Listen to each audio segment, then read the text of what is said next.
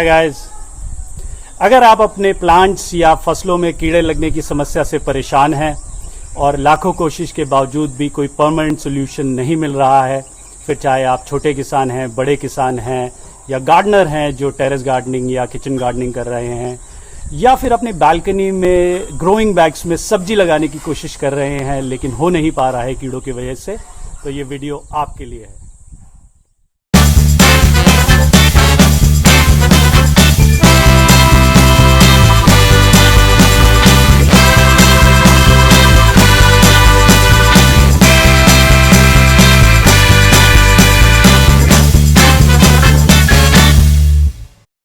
सबसे पहले मैं यहाँ पे ये क्लियर कर देना चाहता हूं कि कीड़े कोई समस्या नहीं है।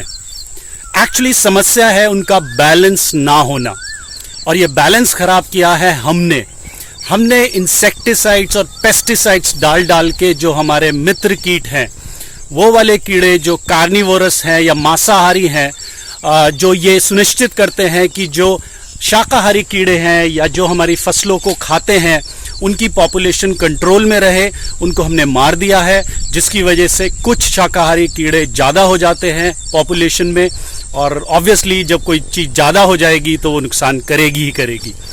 तो ये हमारी बनाई हुई प्रॉब्लम है, और इस प्रॉब्लम का सोल्यूशन इंसेक्टिसाइड और पेस्टिसाइड नहीं है, क्योंकि ये ऐसी लड़ाई है जिसमें हमारी कभी जीत नहीं होगी। हम हारेंगे ही हारेंगे, और हारने के साथ साथ हमारे पैसे भी बर्बाद होंगे, हमारा टाइम भी बर्बाद होगा, और फसलें तो बर्बाद होंगी ही। मैं आपको थोड़ा सा डेटा बता दूं, पिछले 50 साल में हमने करीब 10 गुना इंसेक्टिसाइड और पेस्टिसाइड का उपयोग करना शुरू कर दिया है, लेकिन समस्या बिल्कुल ठीक नहीं हुई है, इनफैक्ट दुगनी बढ़ गई है। मैं आगे बढ़ने से पहले आपको एक छोटा सा उदाहरण दूंगा कि कैसे एक कीड़ा दूसरे कीड़े को कंट्रोल करता है, और अगर आपके पास मित्र कीट होते हैं तो आपको कुछ करने की जरूरत नहीं पड़ती। आपने देखा होगा कि आपके कुछ फसलों में चेपा नाम का रोग लगता है। सफेद छोटे छोटे कीड़े होते हैं जिनको हम एफिड भी बोलते हैं। ये जो पौधे होते हैं उनका रस चूस लेता है, एनर्जी ले लेता है, और पौधे धीरे धीरे मर जाते हैं। एक कीड़ा होता है जो मित्र कीट होता है, जिसको लेडी बर्ड बोलते हैं। अगर वो मित्र कीट आपके फार्म या गार्डन में है तो आपको कुछ करने की जरूरत नहीं है, वो अपने आप ही इस एफिड को खा लेगा, इसके अंडों को खा लेगा, एग्स को खा लेगा, पॉपुलेशन कंट्रोल कर लेगा। आप बस चुपचाप देखते रहिए, वो अपना काम खुद कर लेगा। लेकिन ये तभी हो सकता है जब आपके यहाँ कीड़ों का बैलेंस हो और मित्र कीट हो। अब सवाल आता है कि बिना पर्यावरण को नुकसान पहुंचाए हम इन कीड़ों की प्रॉब्लम को कैसे सॉल्व करें। इस बैलेंस को जो हमने डिस्कस किया अभी थोड़ी देर पहले, उसको कैसे लाएं, मित्र कीट जो हमारे जा चुके हैं उनको वापस कैसे लाएं, और किस तरीके से अपने फार्म या गार्डन में एक इकोलॉजिकल बैलेंस बना के रखें। मैं आपको आज बताऊंगा अपनी 5 टिप्स जो अपने फार्म में फॉलो करता हूं, और मैं आपको यहाँ बता देना चाहता हूँ कि मैं पिछले 1 साल से किसी भी तरीके का जैविक कीटनाशक भी यूज़ नहीं करता हूँ अपने फार्म पे, और लगभग हर तरीके की फसलें, चाहे वो दलहन हो, तिलहन हो, फ्रूट्स हो, वेजिटेबल्स हो, मिलेट्स हो, सुपर फूड हो, सब कुछ सक्सेसफुली कर लेता हूँ बिना किसी नुकसान के। तो ये है मेरी 5 टिप्स।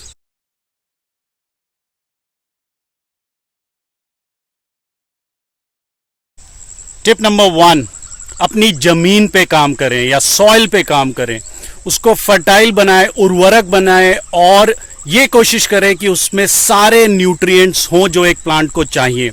अगर ऐसा होता है तो प्लांट बहुत ही ज़्यादा स्ट्रांग बनता है, पौधा बहुत शक्तिशाली होगा, और अगर ऐसा होगा तो उसमें कीड़े नहीं लगेंगे। कीड़े उसी पौधे को लगते हैं जो कमज़ोर होता है, जिसमें न्यूट्रिएंट्स की कमी होती है। तो यहाँ पे मेरा कहने का ये बिल्कुल भी मतलब नहीं है कि आप दबा के उसमें सिंथेटिक फर्टिलाइजर डालें, क्योंकि ये जो सिंथेटिक नाइट्रोजन, फास्फोरस, पोटेशियम या बाकी जितने भी न्यूट्रिएंट्स होते हैं, इससे कीड़े और ज़्यादा लगते हैं, और ये सिर्फ प्लांट को न्यूट्रिएंट देता है, सॉइल पे काम नहीं करता है। हमें सॉइल पे काम करना है, हमें जो बेसिक नेसेसिटी है एक प्लांट की, जहाँ पे वो रहता है, उसे स्ट्रांग बनाना है। तो आप जैविक तरीके से अपनी मिट्टी को स्ट्रांग बनाइए, उसमें जो कार्बन है उसको बढ़ाइए, और कार्बन कैसे बढ़ाना है इसके बारे में अगर आपको जानकारी चाहिए तो मुझसे अलग से पूछ सकते हैं। टिप नंबर 2, मोनोक्रॉपिंग को बिल्कुल छोड़ दीजिए, या एक फसलीय प्रणाली जो हम इस्तेमाल करते हैं अपने खेत में, एक ही तरीके की फसल लगाते रहते हैं खेत में, उसको बिल्कुल बंद कीजिए और क्रॉप रोटेशन या बहुफसलीय प्रणाली को अपनाएं। क्योंकि आप एक तरीके की अगर फसल लगाते रहेंगे खेत में तो खेत बहुत वीक हो जाएगा, उसकी जो सॉइल है बहुत वीक हो जाएगी और कीड़े हमेशा लगते ही रहेंगे और इनफैक्ट साल बर साल वो बढ़ते चले जाएंगे। तो आप इसको बिल्कुल बंद कीजिए। हम कार्बनिक में हमने पूरे खेत को जो करीब 12 एकड़ का है इसको करीब 20 सेक्शन में डिवाइड किया हुआ है और हम हर तरीके की फसल लगाते हैं एक खेत में। पहले तिलहन लगाएंगे, फिर दलहन लगाएंगे, फिर वेजिटेबल लगाएंगे, फिर फ्रूट्स लगाएंगे। हम एक खेत में दोबारा वही फसल कम से कम 2 साल बाद लगाते हैं। तो आप प्लीज मोनोक्रॉपिंग बंद कीजिए और क्रॉप रोटेशन पे ध्यान दीजिए। टिप नंबर 3, आप इंटर क्रॉपिंग कीजिए, कंपेनियन क्रॉपिंग कीजिए, जिसका मतलब है कि अगर आपका बहुत बड़ा फार्म है और आप एक फसल लगा रहे हैं तो उसको एक ही साथ पूरे खेत, लंबे खेत में ना लगा के बीच बीच में दूसरी फसल लगाइए जो पहली फसल को कीड़े लगने की समस्या से रोकेगा। अगर एक ही तरीके की फसल पूरे लंबे खेत में लगा देते हैं तो उसमें कीड़े लगने की समस्या बढ़ जाती है। उदाहरण के तौर पे अगर आप गाजर की खेती कर रहे हैं तो गाजर पूरे लंबे खेत में ना लगा के थोड़ा सा एक लाइन लगाइए गाजर की और उसके बाद प्याज लगा दीजिए, फिर गाजर लगा दीजिए, फिर प्याज लगा दीजिए। इससे क्या होगा कि गाजर में जो मक्खी लगने की समस्या होती है वो बिल्कुल खत्म हो जाएगी। दूसरा उदाहरण है कि अगर आप ज्वार के साथ अगर आप लोबिया लगाते हैं तो वहां पे भी लोबिया में कीड़े लगने की समस्या कम हो जाती है। तो ये कुछ कंपेनियन क्रॉप्स के उदाहरण थे जो मैंने बताए हैं। ऐसे बहुत सारे उदाहरण हैं और अगर किसी किसान भाई या गार्डनर को इसके बारे में ज़्यादा जानकारी चाहिए तो मुझे कमेंट बॉक्स में लिख सकता है। मेरी चौथी और बहुत ही इंपॉर्टेंट टिप है जैव विविधता या बायोडाइवर्सिटी। हम सभी किसान भाइयों को और गार्डनर्स को बायोडाइवर्सिटी पे काम करना चाहिए। बायोडाइवर्सिटी का मतलब है कि आप जो फसलें लेते हैं, जो मेन फसल लेते हैं वो तो ले ही, साथ में जहाँ पे भी आपको जगह मिले, चाहे वो बफर जोन हो, चाहे वो खेतों के बीच की मेड़ हो, कहीं पे भी आपको जगह मिले तो वहाँ पे और भी पौधे लगाएं, प्लांटेशन करें। वो प्लांट फूलों के हो सकते हैं, फलों के हो सकते हैं, छायादार वृक्ष हो सकते हैं, झाड़ीनुमा हो सकते हैं जैसे करौंदे की बेल, ये सब लगाएं क्योंकि इन सब में मित्र कीट सबसे ज़्यादा आते हैं और अगर उनको नेचुरल हैबिटेट मिलता है, कहीं रहने की जगह मिलती है तो वो जो चले गए हैं वो वापस आ जाते हैं। तो यहाँ पे देखिए आप, जैसे मैंने पूरे फार्म पे अपने चारों तरफ करीब 350 फ्रूट के प्लांट्स लगाए हैं, करीब 32 वैरायटी के फलों के पेड़ हैं मेरे पास, छोटे बड़े मिला के। लेकिन कोई भी मैंने बीच में खेत में नहीं लगाया हुआ है, कोई मैंने बाग नहीं बनाया हुआ है, चारों तरफ लगाए हुए हैं। और मैंने छायादार वृक्ष भी लगाए हुए हैं और मैंने फूलों के पेड़ भी लगाए हुए हैं, जैसे सूरजमुखी हो गया और आपका गेंदा हो गया देसी, क्योंकि इसमें मित्र कीट बहुत ज़्यादा आते हैं। तो मैं सभी किसान भाइयों और गार्डनर्स से ये रिक्वेस्ट करूंगा कि आपको कहीं ना कहीं जगह जरूर मिलेगी, आप इन तरीके के प्लांट्स लगाएं। इसके 2 फायदे हैं, एक तो आपकी बायोडाइवर्सिटी वापस आ जाएगी, मित्र कीट वापस आ जाएंगे। दूसरा, आपको एक रेगुलर इनकम भी मिलेगी या घर पे खाने के लिए आपके पास अच्छे फल हो जाएंगे और बाकी चीज़ें हो जाएंगी। तो मेरी जो 5वीं और अंतिम टिप है वो ये है कि किसान भाई या गार्डनर्स, जो स्पेस होता है 2 प्लांट्स के बीच में, जो दूरी का नियम है उसको समझें, क्योंकि हर प्लांट की एक निर्धारित दूरी होती है एक दूसरे से।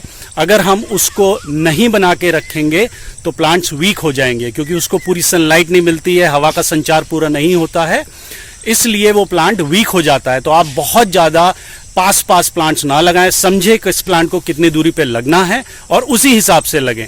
इसके लिए आप ये सोचें कि जब वो पौधा पूरी तरीके से बड़ा हो जाएगा या मैच्योर हो जाएगा तो उसका घनत्व कितना होगा। वो एक दूसरे को टच अगर करेगा और हवा का संचार या सनलाइट नहीं आएगा तो वो बीमार जरूर होंगे। अब बात आती है कि इन सब चीज़ों में टाइम लगता है, चाहे वो नेचर का संतुलन वापस लाना हो, मित्र कीट को वापस बुलाना हो, बायोडाइवर्सिटी को करना हो। तो एक नया किसान क्या करे, स्पेशली जो ऑर्गेनिक फार्मिंग कर रहा है, वो अपने पौधों को या फसलों को कीड़ों से कैसे बचाए। तो मैं आपको बताऊंगा 3 तरीके जिससे आप घर बैठे अपना जैविक या ऑर्गेनिक पेस्टिसाइड बना सकते हैं। और जब तक आपके मित्र कीट सारे वापस नहीं आ जाते, नेचर का संतुलन वापस नहीं आ सकता, तब तक आप इनको इस्तेमाल करके अपने फसलों की सुरक्षा कर सकते हैं।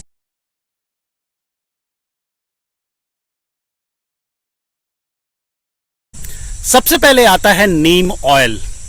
ये बहुत ही उपयोगी जैविक कीटनाशक है जो लगभग हर बीमारी में काम कर जाता है, जो आप घर पे भी बना सकते हैं और बाजार से भी खरीद सकते हैं। अगर आपको घर पे बनाना है तो आप नीम की पत्तियां या निम्बोरी से बना सकते हैं, उसको उबाल के उसका रस निकाल के। और अगर बाहर से ले रहे हैं तो आप ये याद रखें कि हाई पीपीएम का होना चाहिए। पीपीएम का मतलब होता है पार्ट्स पर मिलियन। तो करीब 1500 पीपीएम का आप ले सकते हैं बाजार से, किसी अच्छी शॉप से जो ऑर्गेनिक और वाटर सॉल्यूबल नीम ऑयल बेच रहा है, और उसको करीब 5 से 7 ml पर लीटर पानी में मिला के आप पौधों में स्प्रे कर सकते हैं। जैसा कि मैंने बोला कि ये लगभग हर बीमारी में काम करता है, और एक जैविक गार्डनर को या जैविक खेती करने वाले किसान को ये हमेशा अपने पास रखना चाहिए, क्योंकि ऑर्गेनिक फार्मिंग में प्रिवेंशन ज़्यादा इंपॉर्टेंट है। आप क्योर बहुत ही कम कर पाते हो, क्योंकि कीड़ा लग गया उसको हटाना बड़ा मुश्किल होता है, इसको प्रिवेंट करना बड़ा आसान है। तो आप अगर ऑर्गेनिक फार्मिंग कर रहे हैं तो आप हमेशा ध्यान रखें कि आप देखते रहें पौधों को, और अगर जरा सा भी लगे कि आपको कोई बीमारी आने वाली है तो स्प्रे कर दीजिए। लेकिन ये स्प्रे हमेशा शाम के टाइम करें, क्योंकि दिन में जब धूप निकल रही होती है तो पौधे अपना खाना बनाने की प्रक्रिया कर रहे होते हैं, एनर्जी रिलीज कर रहे होते हैं, उस समय ना करें, शाम को करें। दूसरा, आप मट्ठा, छाछ या बटर मिल्क से भी एक बहुत अच्छा जैविक कीटनाशक बना सकते हैं।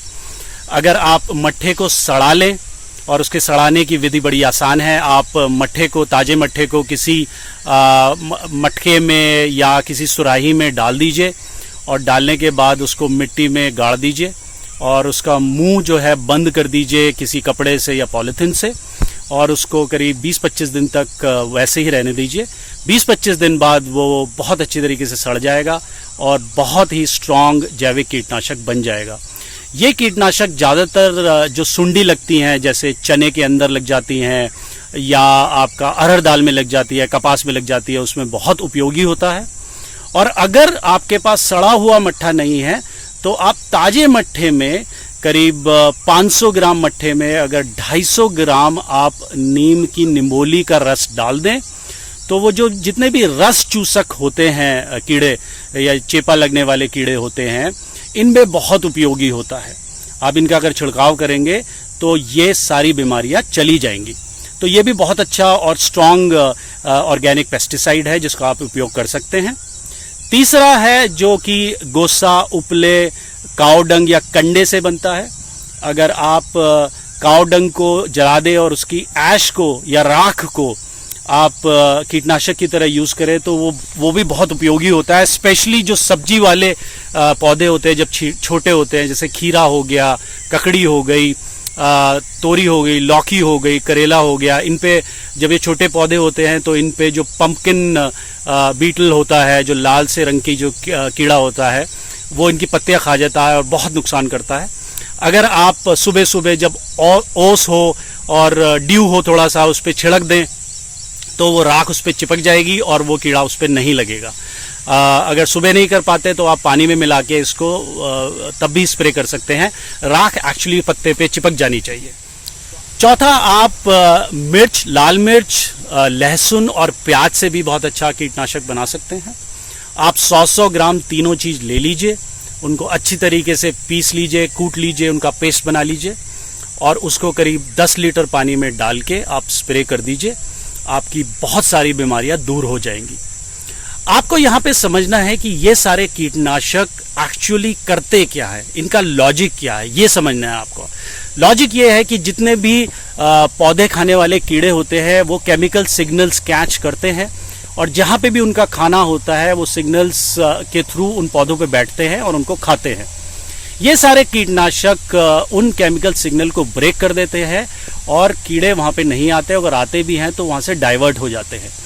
और ये इतने स्ट्रांग होते हैं कि इनकी पॉपुलेशन भी कंट्रोल कर देते हैं, इनका जो बर्थ रेट है वो भी कंट्रोल कर देते हैं। तो आप कोई भी बना सकते हैं, क्योंकि जैसे अगर आपके पास लहसुन नहीं है तो आप टोबैको लीव्स डाल सकते हैं, और भी बहुत सारी चीज़ें हैं जो आप डाल सकते हैं, लेकिन इनका बेसिक लॉजिक वही है, कड़वाहट और बदबू और एक ऐसा एनवायरनमेंट क्रिएट कर देना जिससे कि कीड़ा उसको सहजता से ना ले और वहाँ से चला जाए। मैं यहाँ ये भी मानता हूँ कि ये सब कीटनाशक बनाना बहुत आसान नहीं है और सारे गार्डनर्स या किसान अपने लिए घर पे ये नहीं बना सकते हैं और कई बार बाज़ार से भी नहीं खरीद पाते हैं।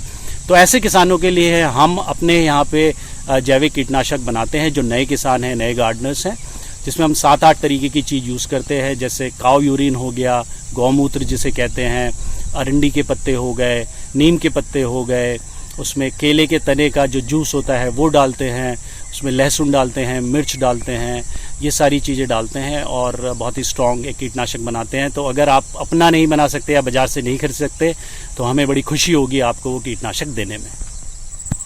किसान भाइयों, अंत में मैं यही बोलूँगा कि समय आ गया है बदलाव का, समय आ गया है प्रकृति के संतुलन पे काम करने का, ना कि उसको बिगाड़ने का, क्योंकि बिगाड़ तो हम पिछले 50 साल से रहे हैं लेकिन मिला कुछ नहीं। मैं जानता हूँ ये इतना आसान नहीं होगा क्योंकि एक नई सोच है, बदलाव है, टाइम लगता है, लेकिन यही तरीका है आगे बढ़ने का और समृद्ध बनने का। किसी भी किसान भाई को इसके बारे में ज़्यादा जानकारी चाहिए तो बेझिझक मेरे को कॉल कर सकता है या कमेंट बॉक्स में अपनी क्वेरी लिख सकता है। फिर मिलेंगे भाइयों एक और वीडियो के साथ, तब तक जय हिंद।